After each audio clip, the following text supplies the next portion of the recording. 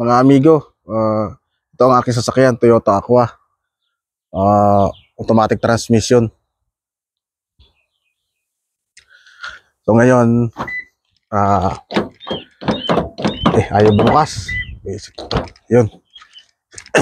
Patawa itong sasakyan ito galang sa amo. So ngayon, mga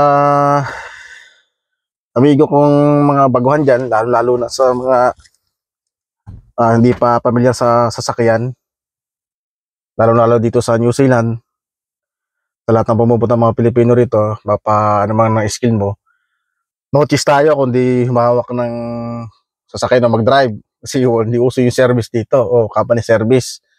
Kanya-kanyang kayo dito kanya-kanyang diskarte. So, ngayon, ito ang pinaka-importante sa lahat dito, sa pagmamaneho.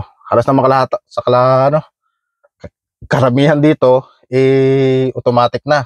So, hindi kahit naman ako, sino, walang gusto yung magmaneho ng manual kasi hassle masyado. Lalo sa paho, lalo sa traffic. So, manual, nagkamali ka ng konti, makakabangga ka sa unahan mo, kaya sa likuran. So, natural, karamihan, gusto pili-pili itong automatic. So, ito ngayon sa harap nyo, ang itong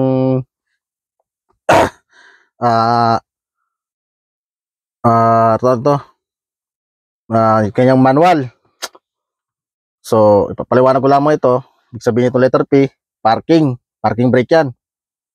Reverse, neutral at drive. Ito, brake pa rin yan. So ngayon, mga amigo, pagka naka-parking ka, parada ka, so normally dito sa parking lalagay.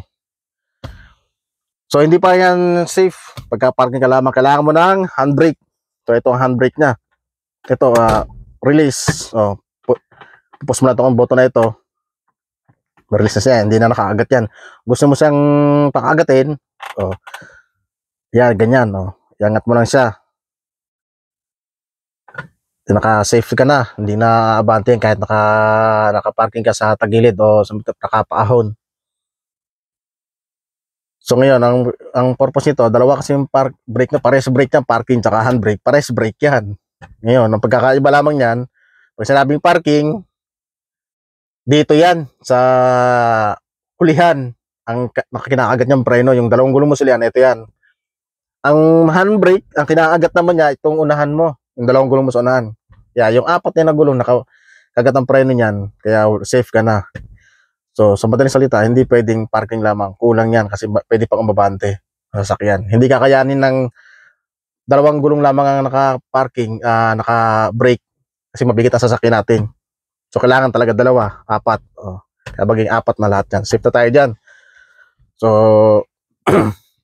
ngayon, balik tayo sa kanyang cambio. Ang aking sasakyan nga pala, itong Toyota, push button na isa. Wala nang susi ito, kulay asul na to.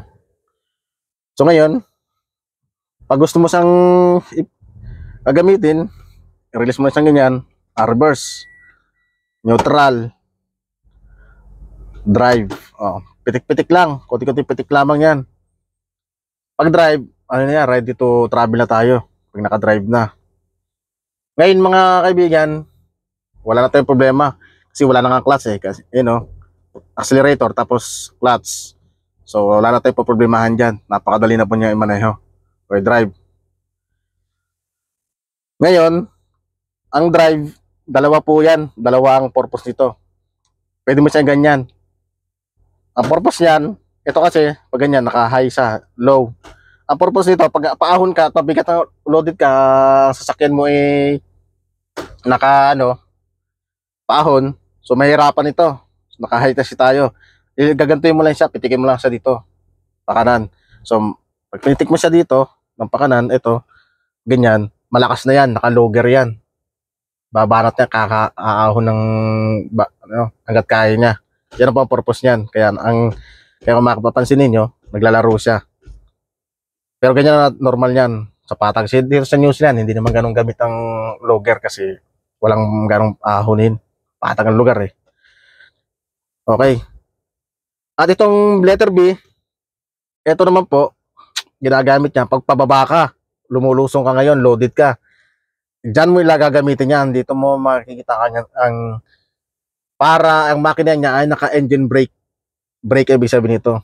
Naka-engine brake ka, kusang nagbe-brake ang makina mo, tumutulong sa'yo, hindi lamang yung preno mo. Kasi kung naka-drive ka, pababa, loaded ka, panayang gamit mo ng preno, gamit mo ng preno hanggang sa mag-iinit ang preno mo. Ang tendency ng mga kaibigan, mga amigo dyan, pag panayang preno mo, panayang gamit mo ng preno, iinit ang preno mo. Dalawa lamang ang magiging problema mo pag uminit yan.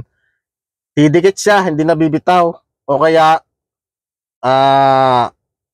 hindi na rin kakapit. So, mag-loose na rin ang disc brake mo pagka ganyan kasi magbabagay ang bakal sa bakal. So, yun ang kaibahan nun. Kaya meron din siyang engine brake kasi pati makina niya tumutulong, naglo-logger siya. So, ang gagawin mo nangyari niyan, pitik-pitik ka na naman sa preno pag nandito ka. Pag pababa ka lamang, doon mo lang yan. Yung karamihan sa atin sigurado, hindi nila alam kung bakit may letter B. Naka-ano yan, ang makina mo, naka-engine brake yan. Kaya, pigil. Kumbaga, ang takbo niya, pigil. Kahit anong tapak mo, kung subukan mo sa patag yan, kahit anong tapak mo, hindi sa bibilis ng gusto kasi talagang pang mababa lang yan, hindi pwede sa patag. So, kawawa ang makina pagka nilagay mo ito na tumatakbo sa patag. Dito ka lang lagi. Pababa lang ito ang gamit. Paahon naman ito, pakanan, pag gusto mo paahon. Okay? Sana clear tayo dyan, mga kaibigan, mga amigo. Kasi dito sa New Zealand, wala tayo, notice tayo talaga. Tuturuan natin natin sarili dito. Walang iba magtuturo dito. Kaya, ang kagandahan naman ito, kayang-kaya ng ating sahod, bayaran ng ating mga sakyan. So, salamat po. Sana po may mga natutunan tayo sa automatic transmission.